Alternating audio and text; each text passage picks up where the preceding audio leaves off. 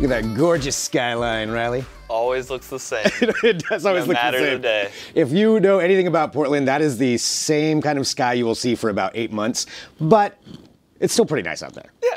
Yeah. It was nice. Just get used to the gray, though. Yeah. It's pretty gray all the time. Hello, everyone. This is Digital Trends Live, our daily show here from Digital Trends, where we talk about the trending tech topics of the day. We bring you news, interviews, all kinds of different things, all while broadcasting live across our different platforms. We are on Twitch, Facebook, YouTube, Periscope, Twitter, all of those, meaning we can take your comments and questions as they come through here, and we will do that. We will read the comments. I may not like all of them, but we will read them. Let's run down the docket of what we're going to be talking about today, back here live with you. And coming up in just a little bit, we're going to be joined by Rachel Wolfson. Rachel is an entrepreneur, Forbes journalist, and podcast host who's going to be speaking about cryptocurrency going mainstream and the future of blockchain and what it means for you. Big words, but it is going to affect you. And so we will be talking about those.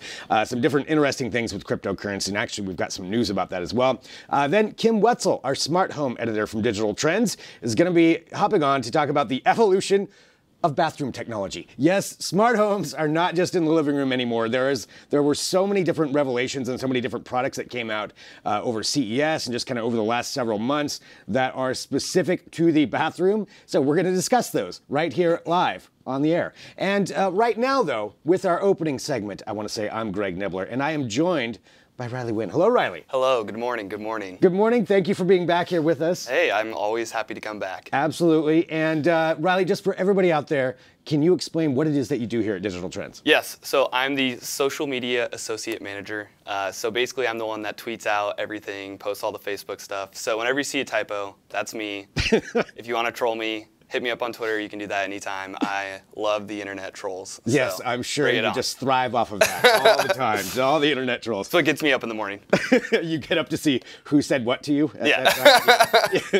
Well, you can follow everything that we do here at Digital Trends across all of our different social media platforms. So follow on Twitter, on Facebook, and we'll be doing some read 'em and weep comments here in just a little bit. And I'm already seeing some comments come through about what our opening topic is here today. So I wanted to just bring up the fact that today, the Oscar nominations came out. Now, you may think, okay, well, that's not really a tech topic, but it is like the #1 trending topic right now. And there is a tech angle to this. And the reason I'm bringing it up is because of who the nominations were for the best movie. And there's a couple of things that were kind of the firsts that have happened with this. One being Black Panther is the first superhero film nominated for Best Picture ever. So out of all those superhero films, Black Panther finally is the one that cracks into the top, which I think is kind of interesting that none of them have ever been nominated right? at any time. I mean, they're usually the biggest movies of the year. Some are blockbusters. Blockbusters, yeah. And some are not. Some are terrible. Superman. But Black Panther, the first superhero film nominated for Best Picture. So that is definitely news. And I want to see what some of the comments are about that. If you think that was a good idea, or you think maybe a different movie should have gotten it. They didn't win, but nominated. And another big one is Netflix getting Roma nominated. So Roma is not only nominated for Best Picture, Best Film, but it's also nominated for 9 other awards. So it's tied for the most nominations, 10 nominations, and this is coming from an online streaming service that is getting this movie in there for the Best Picture, which has kind of been the goal of Netflix, I think, forever. Oh yeah, to get mainstream recognition.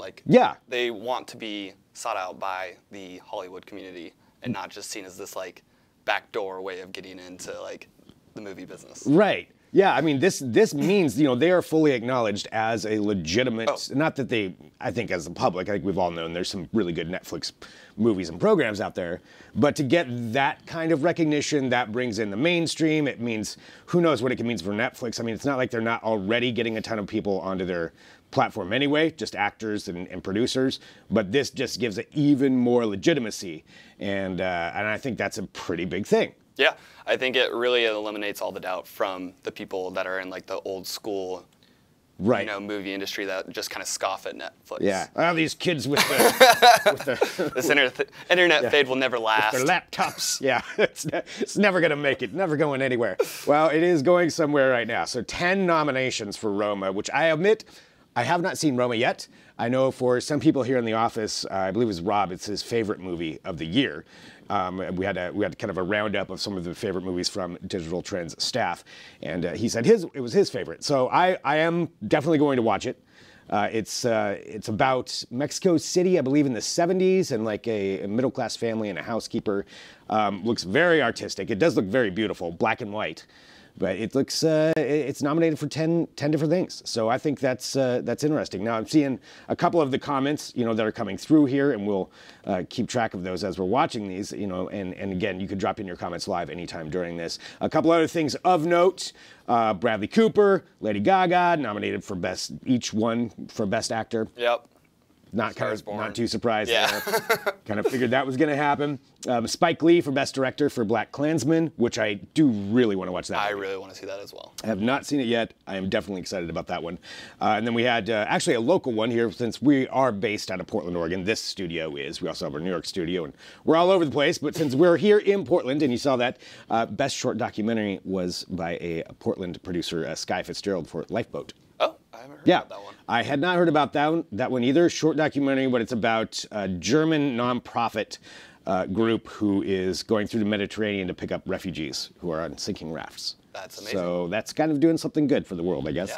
Yeah. That would count.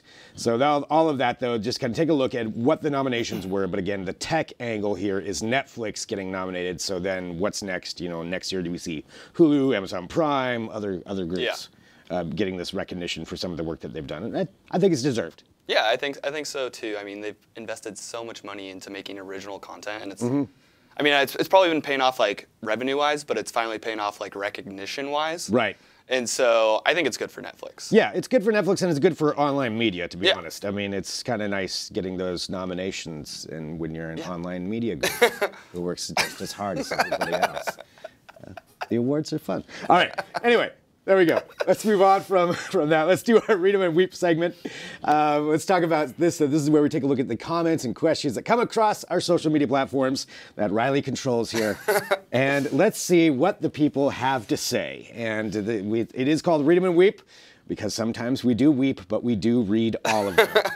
And let's take a look here at what we've got. So again, since we are broadcasting live, we can see all of these as well. But this is from Austin Wraith, Unicorn Wraith. Wow, that is a very great World of Warcraft name. Regarding these sandals are 3D printed to match the contours of your feet. Or you could just go buy some from, I don't know, the store. They're flip-flops, not orthopedic running shoes. Austin has strong opinions about sandals. Someone doesn't like custom sandals. Riley, how do you feel about 3D printed sandals? I mean, I'm a big fan of anything 3D printed, especially when it's custom. Like, think about this. Flip-flops are usually like $2-3 unless you get like a nice pair of like reef sandals. Yeah. Okay, so they're not the best quality. Okay, that's true. And they're just like foam, and that can really wreak havoc on your feet, back, joints, all that. So if you have these custom 3D printed sandals, it's like you're walking on normal shoes with your, orthopedic insole. So it's like, seems like it makes sense, especially spending a lot of time in sandals. I like this. You just made a very, very good argument for this. So sorry, Austin. Take that, unicorn. You don't have to use them. You are free to go to the store and buy your own flip-flops. Well, maybe he's probably got a sale for $1 or $2. Unicorn Wraith. All right, let's go on to our next topic here. Heather Fikert, regarding you don't know how to put down your phone to eat with this fork, spoon, case combo. When can we get a toilet paper smartphone combo? Oh, wow, Heather. I see where you're going with that one. Although, I have to admit, I was unaware of the fork, spoon, case combo. The spoon, That does seem, even for me, who likes the convenience and laziness of some modern technology, that seems a bit far from me. I don't know if I want to eat off of that. So I actually made this video. Okay, perfect. So I put together this video, and as soon as I made it, I knew it was either going to piss people off or they were going to love it. And literally all of our retweets on Twitter the last 6 days, whenever I made it or whatever, it have been, oh my gosh, this is the end of humanity. This is terrible. This is awful. And I'm just like eating it up with my spoon. I think it's hilarious. But I also do think it's totally could be in a Black Mirror episode. Yeah. Wait, how? The fork spoon? So what is it, just a case with a fork and a spoon in It's it? literally, yeah, it's literally a case, and then it has a little attachment in the bottom, and you just literally plug in like a plastic fork or a plastic spoon that's built for it, obviously. The one thing about it, though, is they do have a good purpose. It's not like for laziness. Their goal, the company's goal, is to cut down on plastic cutlery usage.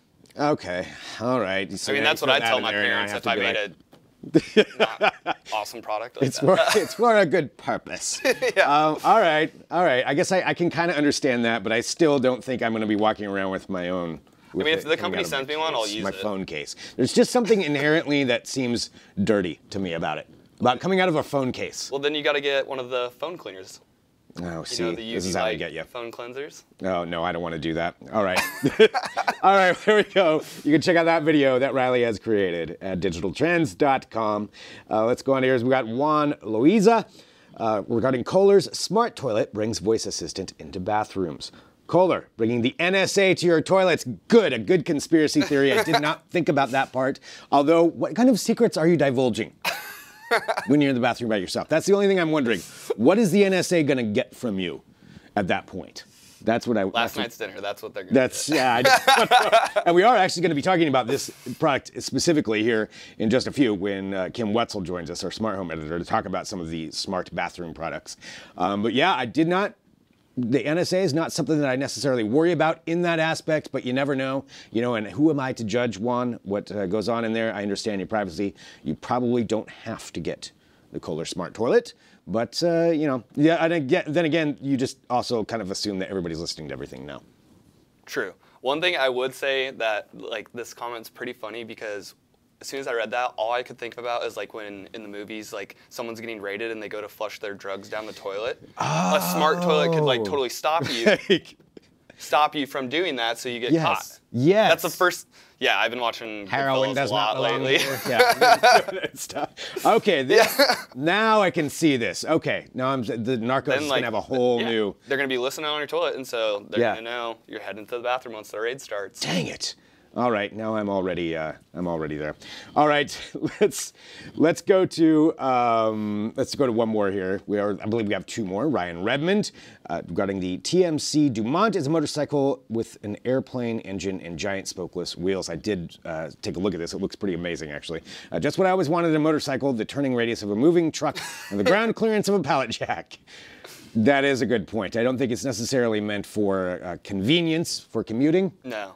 But it looks cool. It does look pretty dang cool. It looks pretty awesome. Yeah, I would highly suggest going to check that out at digitaltrends.com. It looks fun. I don't think I would ride it. I know myself, I would crash it immediately. That would not work well for me. But Riley, would you ride that? I'm not a big motorcycle guy. Really? I would try that though. I'm just like, it makes me nervous. I don't trust myself enough, to be honest, like to drive a motorcycle and not hurt myself. Yeah. Because like when I get on a motorbike or anything, I just get reckless. I'm like, oh, like you got the adrenaline lack of control. And I'm in this massive, awesome, futuristic looking bike. I'm gonna cause trouble. Yeah, it wouldn't work out well for me either. I mean, I wrecked a motorcycle when I was 15 and then I tried to pretend like I didn't wreck it, and it didn't work out well for me. It was pretty obvious I did. Yeah, Mom and Dad, sorry about that one again. All right. That's actually, I don't think my mom knew about that. She may have just found out about that right now. I didn't think about that. Whoops. All right, Sean Bauer, regarding Spotify preparing to launch $100 in-car streaming device. We are going to discuss that here at some point if we have enough time to get through to that one. But my phone does the same thing, and I don't have to pay $100 for it. And that's a good point. Spotify rumored to be launching their own in-car streaming device that would, connect to Spotify. They're talking about how it may have an LTE signal, so it would be connected to the phone. So you'd probably have to pay a service for that, and then for $100. It would have voice control and hand controls, and you would, basically use what you do with your phone. Yeah. You're pretty much right, Sean. That's kind of how it seems to me, too. Yeah, not to be too brutal, but I think this is a really dumb product. It's the exact same thing on your phone. All you really need to do is get the Spotify app to work with smart assistants. Yeah. And then it's going to be the same thing. Yeah. But you don't have to pay $100. So. Right. I mean, well, it already works with with Google. I mean, as far as what Oh, I it does. use Yeah, I have an iPhone, and I don't use Spotify too often, so I'm not. I use it in my car, and I can control Spotify through it, and I don't really know what this would do for me other than maybe like the separate speak. I don't know. Yeah, honestly, Except I don't charge know. you $100. Yeah, $100 and an extra service because you have to connect it, if in theory. Yeah. Again, they haven't come out with it yet, but maybe there's more to that. Maybe the product does something else that we haven't thought of that'll tie into. But it also kind of seems like Spotify's like, yeah, I want some of that product money. Yeah, they probably need some money. Haven't they like posted losses like last few years? Yeah, I'm not sure where they're at on that, but probably not super good. But regardless, I mean, they're still one of the biggest streaming services Oh, of course. in the world, and they get my money. So there it is. All right, let's go on to a couple of headlines here that we've got before we're going to be having our interview here in just a few with Rachel Wolfson. So let's go to this. Let's continue on talking about Spotify, actually, because there is something else that Spotify's in the news for. In addition to this $100 potential in-car streaming device, the other thing is that now you can block artists. So the reason this is kind of a big deal is you haven't been able to do it before, to where if you're listening to a playlist, and one of Spotify's big things, they want you to discover new artists, and they provide playlists and all of that. Now you can click on an artist and say, no, never again. I never want to hear you. And Dave Matthews Band, please don't ever play on my Spotify again. So if you want to do that, you can do that now and block somebody or whoever the artist would be.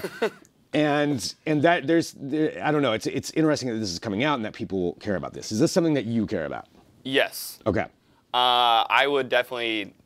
I like that there's the discovery of new artists, but sometimes they just keep coming back, and I don't want them to come back. Yeah. But I do like that playlist, so I'm gonna keep hearing it.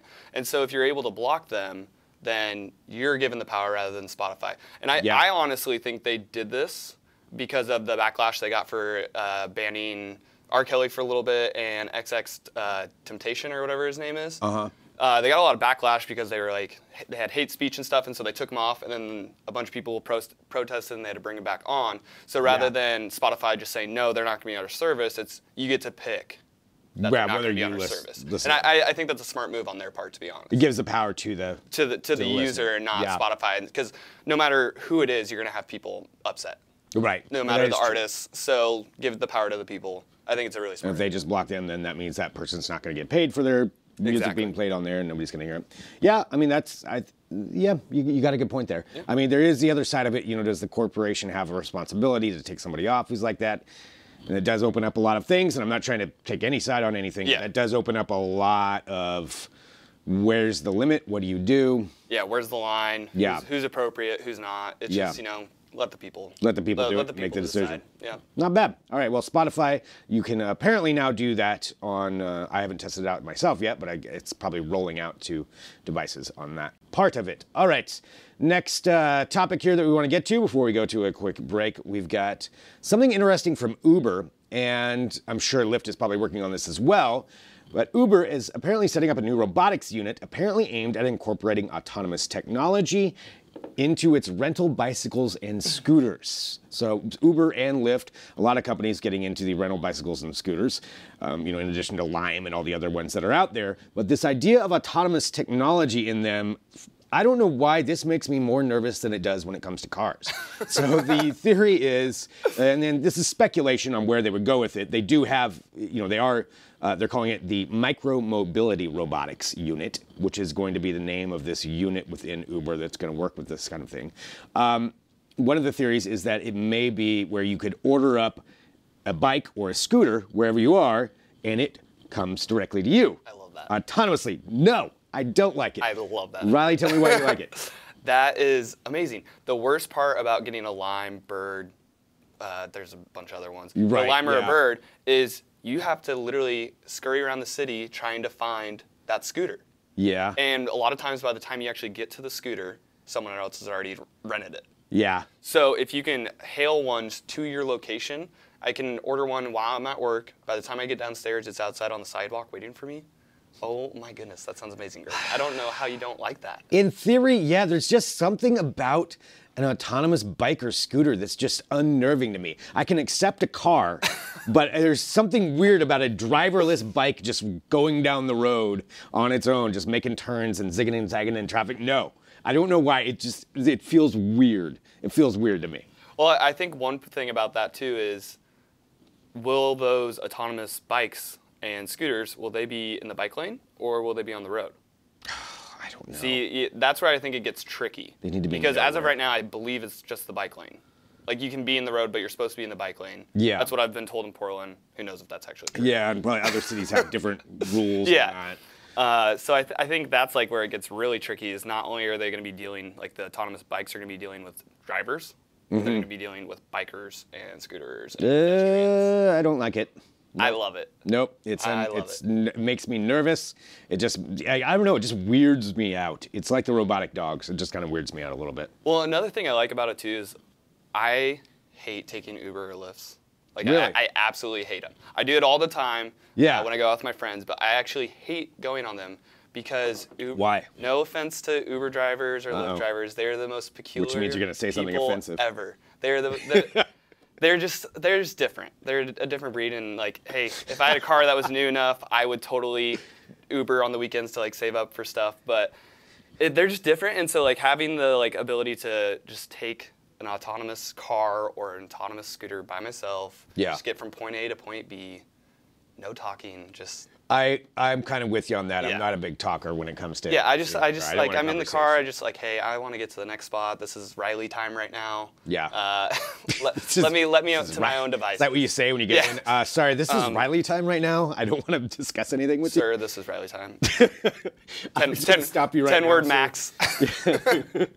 I don't care about the traffic. This is Riley time. All right, well, there we go. So you can launch your own service right there.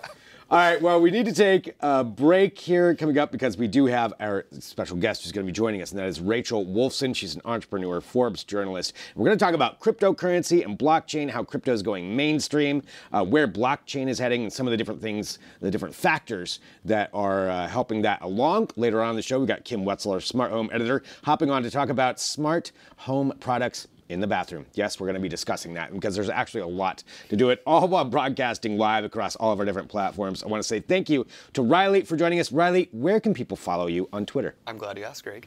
You can follow me at All I Do Is Win. Just hit me up on Twitter. Yeah. The road to verification That's continues. right. He knows all about it. Absolutely. All right. Thanks, everybody. So we're going to take a quick break. Keep dropping in your comments, your questions as we go through, and we'll be back here in just a minute with Rachel Wolfson right here on Digital Trends Live.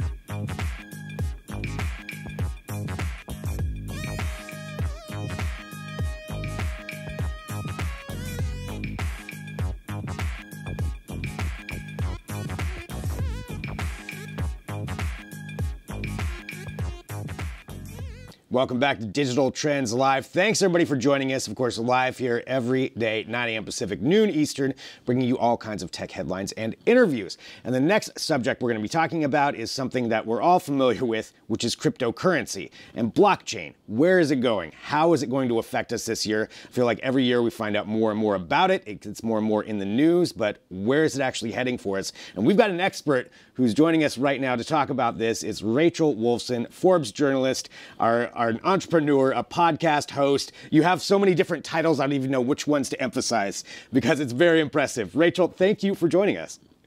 Yeah, thank you for having me. And for the titles, you are exactly correct. I'm a contributing writer for Forbes. I have a podcast through the Bad Crypto podcast called The Crypto Chick.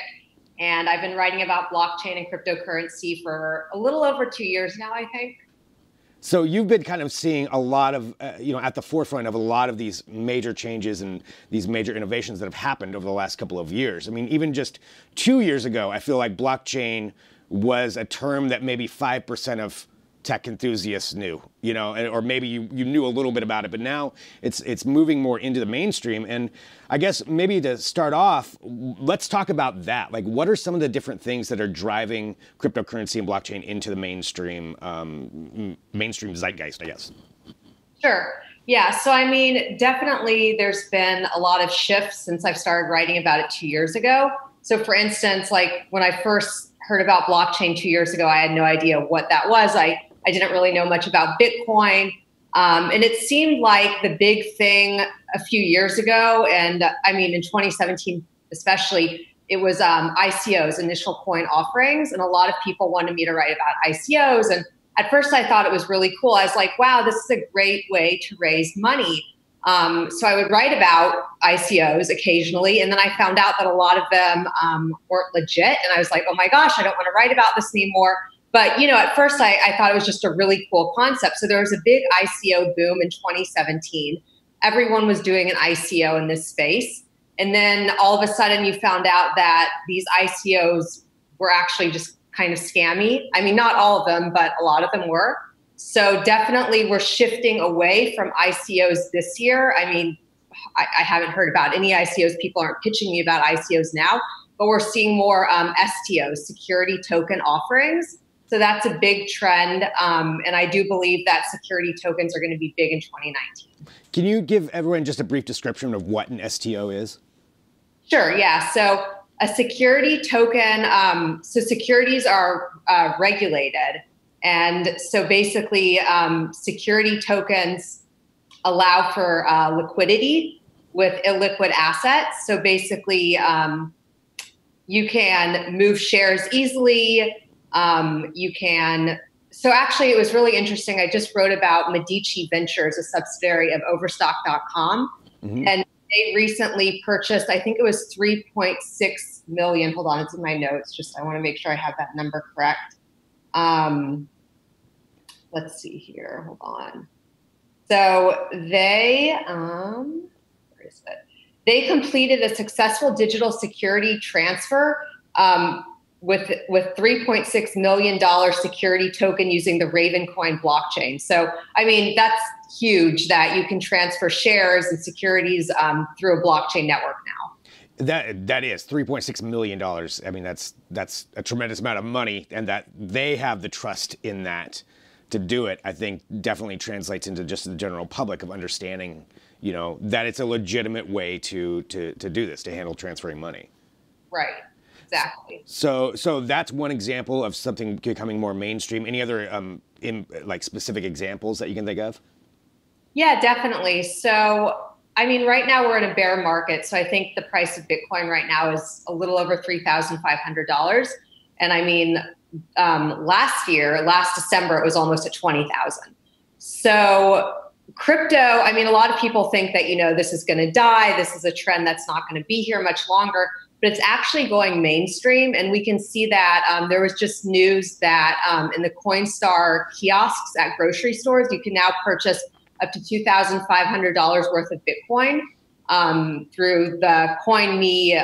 It's a Bitcoin ATM provider is partnering with them. So basically, you can go into select grocery stores, I think in California and Texas, and purchase Bitcoin. So that's one way that crypto is going mainstream. Also, last week here in San Francisco, I was at the Tron conference, and I was able to buy lunch using TRX, the Tron cryptocurrency. So that was really, really cool.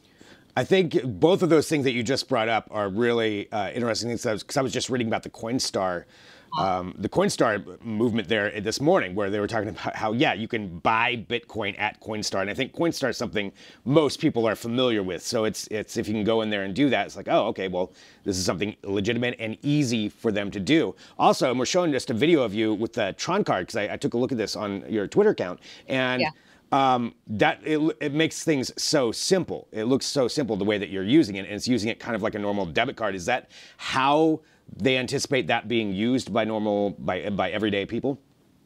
Yeah, so I mean, it's really cool. So basically, the project is from Sesame Seed. They're a blockchain company, and the project is called Poppy POS.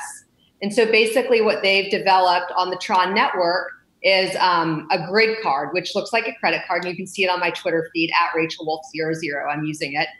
Basically, they gave me a credit card type thing called the grid card, and you swipe it using the Clover POS system. So restaurants or coffee shops with the Clover app can swipe the grid card, and you can purchase lunch, coffee, tea, whatever, using the TRX cryptocurrency that's been loaded onto this card. And it also gets interest. So it works just like a credit card, except it's loaded with the TRX Tron cryptocurrency. And I mean, this is really cool. Like I said, last week I bought lunch using cryptocurrency here in San Francisco. I mean, this is something that my parents could use. I mean, this is really an example of how crypto is going mainstream thanks to Poppy POS and Sesame Seed and Tron. I mean, it's already here in San Francisco, and hopefully it will, gain mainstream adoption, and people in other states and cities will be able to use this technology. And you're right. I think that simplifies it so much that everybody understands that basic concept of swiping a card. So you preload it, it's secure in their service. You put in actual cash, then it's secure cryptocurrency that's based on their system. Do I have that right? Yeah. So it works just like a credit card. So they were selling them at this coffee shop. People could buy that, and then it's loaded with a certain amount of TRX, the Tron cryptocurrency. And there are select places where you can use it. And then you can go online, you can check your balance. And basically it's great because like people without bank accounts or don't want bank accounts, now they can actually have a credit card type situation that they can use to purchase lunch. I was talking to the Poppy team. They said that they want to get into Best Buy, so soon people could hopefully buy electronics. I mean, it's great because a lot of people don't want to be associated with a bank. They don't have a bank account. And now they're able to actually purchase things using a credit card filled with cryptocurrency. That's a really forward-thinking way of bringing it mainstream. And so bringing up that, with Coinstar, with this Tron system, what other kind of predictions do you have for 2019 on where you see some of this going? Yeah, I mean, so for 2019, I just want to say that blockchain is here to stay for sure. And cryptocurrency is not going anywhere. We may be in a bear market right now, but it's very apparent. I mean, I know I live in a bubble. I live in San Francisco. I'm in Silicon Valley. But I mean, it's not going anywhere. This is a trend that's here to stay. This technology is revolutionary. I mean, not only is it used for transactions like Bitcoin transactions and cryptocurrency transactions, but blockchain is also one of the great use cases is supply chain management. And that's being demonstrated right now by Ford Motor Company. They're using the IBM blockchain to trace cobalt and lithium batteries for electronic vehicles. So, I mean, this technology is new, yes, but it's here to stay. And cryptocurrency is already starting to go mainstream, at least here in San Francisco. I think, like you said, you may live in the bubble of, Silicon Valley, of being down there in the Bay Area, but that's where all of this technology gets tested. And then if it works, then it goes out to all of us. And as you're saying, it's working. This isn't going anywhere. And so the more we hear about this, eventually we're going to see it in other places as well. I think it's all fascinating stuff. And you are clearly on top of all of this. How can people follow you? What's the best way to make sure that they can stay up to date and follow along with everything that you do? Yeah, thanks. So the best way for people to follow me would be Twitter. And so my Twitter handle is at Rachel Wolf00. They can also find me on LinkedIn at Rachel Wolfson. Just send me a request, send me a message maybe, like I saw you on Digital Trends.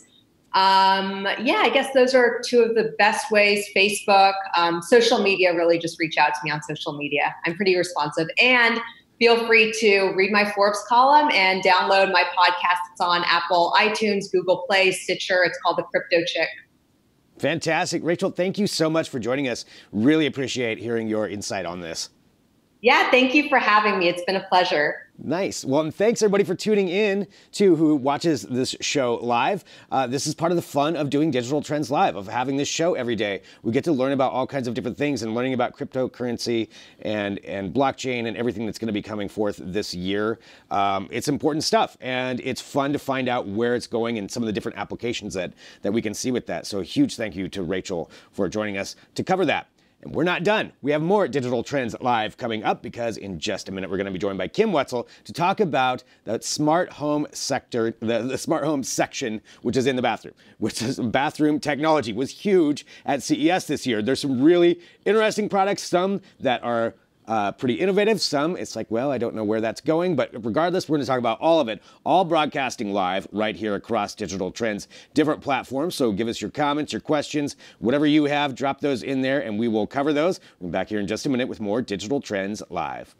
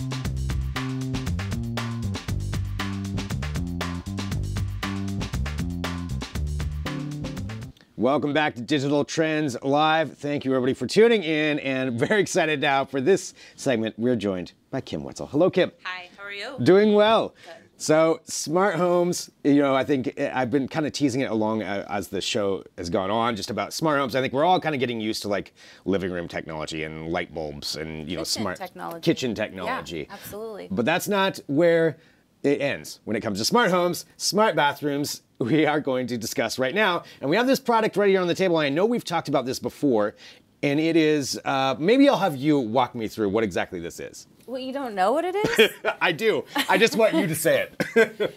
So, yeah, we actually had a representative from Alton Robotech here on the show a few weeks ago, and they sent us a model, and this is essentially a toilet cleaning robot. A toilet cleaning robot, which, you know, when you think about when it comes to robotics, you want robots to do all the work that you don't want to do. Right. I mean, this is certainly high up on the list. Especially when it comes to toilets. Who wants to clean their toilet, right? Yeah, nobody. Nobody wants to do it. Nobody wants to do it, right? So this is the from Alton Robotics. Yes. This is their toilet cleaning robot. I wonder if I should let me just give you a better image right here. Let's take a look. So this is the box. We haven't even opened this box. No, we're going to open it on air, actually. We're going to open this up, and if you have questions about this, please drop those in there. So how exactly does it, in theory, work? Well, you can kind of see the picture right here. It attaches to your toilet, the base of your toilet, and then the robot, the little guy, whatever you want to name it, sits inside the bowl and just kind of rotates around and scrubs it around so that you have a fresh toilet bowl. It also cleans like the rim and everything like that. So you don't get, you know, it's obviously not going to jump out of the toilet seat and I hope not. That would be unnerving. That actually, I would like to see that if that actually happened. So it won't clean like the bottom or the lid or anything, but yeah, it'll clean your toilet bowl for you. So I mean, which in theory, I think that's a really great idea. You know, like I said, that's something that we all want to see. Why don't we go ahead and open it up here? Let's take a look, and then we're going to talk about some other things as well, some other smart home things that I know you saw at CES. But yes. I want to see how this looks because, A, I just want to emphasize something that I find very interesting, how excited the woman is on the front. Oh, yeah. She is very excited, and I don't know why she's lifting her hand Is up. she giving it a high five? Is that what it is? It's a high five. Oh, she's high-fiving her robot. Yeah. Yet the robot is very high up. I'm a little confused on that one. It's a magic robot. But that's, yeah. So I just want to make sure that everybody was aware of that if you did pick one of these up. So, all right, let's go ahead and open this up here and see what it looks like as we go through. So we're actually opening this up for the first time. Hold on, let me fix my mic here. Here, I'll wrap it around. Yep, there we go. Do I have it? Okay. So we have lots of interesting stuff in here. We've got the actual robot. This thing's kind of heavy. Oh my gosh. So this is where it connects. So right here you can see this is where it connects to the back of the toilet. And then there's a bunch of brushes in here. So if you you have different kinds of brushes that you attach on it? different kinds of brushes you can attach. We'll just throw this one on for fun. And it rotates around in in a circle and always staring at you. Always staring always at looking, you. judging. Yeah. This is the button. Or no, back here's the power button. Oh, so it comes pre-charged. So it's battery powered. It's battery powered. There's a charger in here. Okay. This is the like how you fill it with water, so it doesn't draw from toilet water to clean the toilet, which is okay. good. So it's got its own solution in there or something. Yeah. There's a little base station in here as well. If I can get it out. So you charge it right next to it. Yeah, and this is the base station where you store it, because I mean, you can't really, let's say, oh no, it's cleaning the toilet and now I have to go. Right. You can't just pull it up, really. I mean, I guess you could, but yeah, but it's in the middle of then you might work. Yeah. You might land on something. Right. We might have a So $500 robot that you just peed on. So and you need another robot for that. So. Exactly. All right, so it just snaps in. It runs its course, and so you said it's $500. Yeah, it's a little pricey. A little pricey. Toilet brush costs you slightly less than that. Right, but if you really don't want to do anything with it, I mean, this could be a possible solution. And anything else that comes in the box? There's a couple. There's just different brushes. Here's a different size brush. Actually. The same one. Ah, so you have a replacement. Yeah, there are, three. So I just throw those out after each one? That's a good question. I wonder if you could throw them in the washing machine. Oh, maybe that's it. Okay, yeah. well, we do have the owner manual. Yes, we'll read the owner's manual and update you on what to do with these brushes. Go through that. So are you going to be testing this out? I am. Okay. Question is, do I want to take it home or should I do it here in the office? If we do it in the office, we can film it, maybe. That's true. I mean, know. we are live. I don't know if we want to do a live test on it. We talked about getting a toilet in here. I don't know how easy that would be, though. I mean, we'll do it. If the people demand it, we'll get a toilet in here. Yeah, let us know, guys, if you want to actually see this thing in action. This is what we'll do for you. So all right, so this is the Alton Goodell Robotics. So this is their toilet cleaning robot. So this is actually it in hand. And we will be getting more testing footage, and we'll review that here for you soon. I know you're all dying to know how it works. So. I know. Yes. I want to know if it actually works. Because especially for $500, it better work. Yeah. That's all it better I'm saying. be pretty sweet. Yeah. Maybe it should sing us a song, too, honestly. I don't know if that would make it more disturbing or not. If it was singing to me as it was going through. But nonetheless, it doesn't do any of that stuff. So it's not actually a smart home connected device. You know what? I'm not even going to try to get this back in. Yeah, that's good there. All right. All right, Stephen on our Facebook chat, just taking a look here as the comments come through. Definitely want to see it in action. So, Stephen, we will make sure this happens. We will get some footage of it in action. And that's not the only thing that we wanted to bring up just from smart homes, going into the smart bathroom, because at CES this year, there was a lot. Yeah. There was a lot to cover. There really was. I mean, as we know, CES is always crazy, and smart home is really crazy because there's everything from, home security, door locks, video doorbells, smart garage door openers, everything. But this year we saw a lot of bathroom stuff. Yeah, which is pretty, I mean, I guess it's to be expected that it's going to end up heading that way because, you know, we're going from the living room, went to the kitchen, now we're going into the bathroom. So we have the smart cleaning robot. What were some of the big highlights from this last year at CES? Well, Kohler, you know, you probably know them from, you know, they make the faucets and things like that. It used to just be like bathroom fixtures were just that. Toilet, shower, right, you know, tub. Right, and now, you got your basics and then that's it. And then nobody really thought of doing anything with that for, you know, 60 years. Right. Yeah. Now they are smart. And when I say smart, I mean, you know, you're talking about automatic toilet seat lifting, seat warmers. In the case of, you're seeing it on the screen right now. That's Kohler's. Wow, I have not actually seen this video. Oh my gosh, it is The beautiful. lid is, I mean, it is pretty cool. Yes. So do you speak to it or do you actually press a button? It is also an Alexa-enabled speaker. This toilet is, sorry, I said off the A word. This is also an Amazon speaker. It's an Echo speaker, essentially, built in. So you can be hanging out. Yeah. And, you know, be like, hey, I need to know the weather today. And I'm going to be hanging out on my toilet asking for the weather. Yeah. Or anything else you need to know. Who won the World Series in 1972? Right, if you need to know that, I need to know that right now while I'm in the bathroom. So where does the speaker actually go in that? I don't know exactly where it is. I just know it's like... It's connected in some way. I mean, it's, it's a beautiful toilet. It senses when you walk up. It automatically lifts. And it has this mood lighting underneath. Yeah, you see that image right there. I mean, and you can see it's it so is beautiful. Really cool looking. It is really cool. It will cost you. It will cost you. Yeah. How much does that run? Well, do you want the white or the black? Black.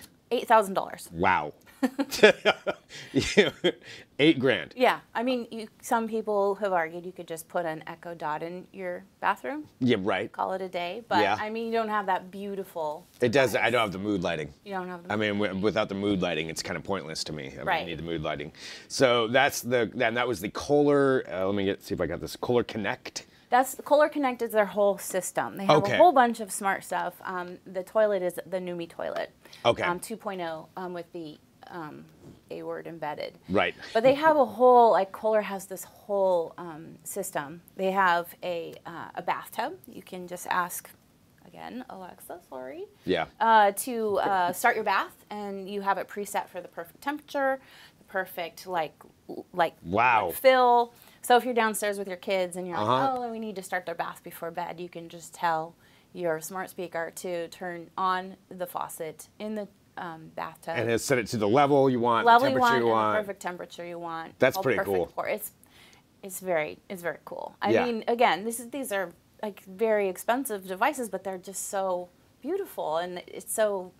The way they had it all set up at CES, you're like, wow, this is the bathroom of the future. Well, and they're expensive now, but I mean, eventually this will probably be something that's incorporated as a normal thing. Yeah, it could become standard, absolutely. I mean, maybe not standard, but definitely more accepted, and definitely more people will be, you know. Yeah, I could get used to that. Absolutely. Yeah, I could definitely get used to that. What were some of the other things, some other smart bathroom devices? So we had the U by Mo and shower. Same thing. You can ask Google Assistant or the A word. We need a code word. A code word for the Echo. Yeah, so we're not setting everybody's off every time. Yeah. Okay, I'll try to. We'll think about it. Alice. We'll just say Alice. Alice. Yeah. So you can start and stop the shower. And that sort of thing as well. Same, you preset the temperature, those kinds of things. So it'll always know when that's going. And these are all things that are available now that you could get if you so desire. Yes. I know one of the other ones that I think is interesting is the mirrors, smart mirrors. Yes. Actually, that's going back to Kohler. That's also they have their Vidara mirrors, and they are these beautiful mirrors with lighting on the side, and they have Google Assistant or Alice built in. Yeah. So essentially it's a smart mirror with a voice assistant built in. So what else does it do besides, I mean, that's neat that it has it built in, but like you said, I can have an Echo Dot. We could. You know, Yeah. and get all of that on its own. The Echo Dot wouldn't give you the mood lighting or the special lighting or the ambient lighting. So it has like some really pretty lighting built in. Mood lighting is key. Mood lighting is key. Is what we're learning for the bathroom. So you've got the smart mirror. I would like a smart mirror that had something like displayed across it. Like I would definitely get into that if I'm shaving and I could read the news or something. Yeah, you know, I'd be all about that.